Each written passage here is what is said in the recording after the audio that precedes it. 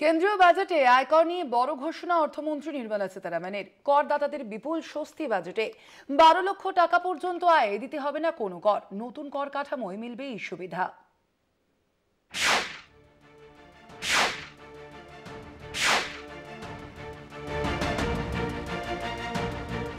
Budget অধিবেশন শুরুর আগেই তাৎপর্যপূর্ণভাবে প্রধানমন্ত্রী নরেন্দ্র মোদীকে বলতে শোনা গিয়েছিল, গরিব এবং মধ্যবিত্তের দিকে নজর দেবে সরকার।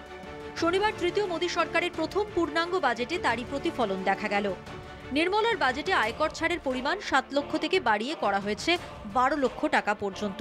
পুরনো কর কাঠামো অনুযায়ী বার্ষিক আয় 0 থেকে 3 লক্ষ টাকা বার্ষিক আয়ে 0 কর, 3 থেকে 7 লক্ষ টাকা বার্ষিক আয়ে 5% কর, 7 থেকে 10 লক্ষ টাকা বার্ষিক আয় 10% কর, 10 থেকে 12 লক্ষ টাকা বার্ষিক আয় 15% কর, 12 থেকে 15 লক্ষ টাকা বার্ষিক আয় 20% কর, 15 লক্ষ টাকার বেশি বার্ষিক আয় 30% কর।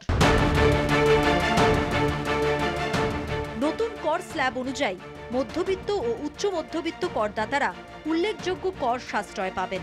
নতুন কর কাঠামো অনুযায়ী 0 থেকে 4 লক্ষ টাকা বার্ষিক আয়ে 0 কর, 4 থেকে 8 লক্ষ টাকা বার্ষিক আয় 5% কর, 8 থেকে 12 লক্ষ টাকা বার্ষিক আয় 10% কর, 12 থেকে 16 লক্ষ টাকা বার্ষিক আয় 15% কর, 16 থেকে 20 লক্ষ টাকা বার্ষিক আয় 20% কর, 20 থেকে 24 লক্ষ টাকা বার্ষিক আয় 25% কর, 24 লক্ষ টাকার উপরে বার্ষিক আয় 30% কর।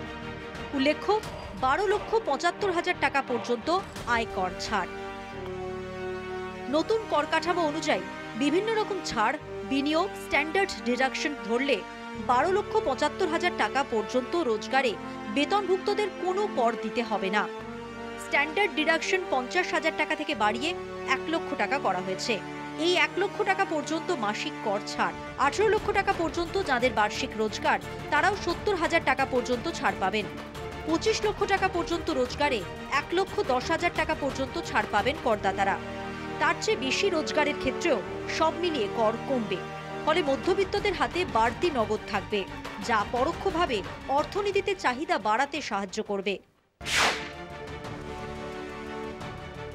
এদিন বাজেট বক্তৃতায় নির্মলা সীতারামন জানিয়েছেন, আগামী সপ্তাহেই নতুন আয়কর আইন আনবে কেন্দ্র। আইনেও ন্যায় সংহিতার মতো ন্যায়ের দিকেই নজর দেওয়া হবে। আরও সরলীকরণ হবে কর কাঠামো।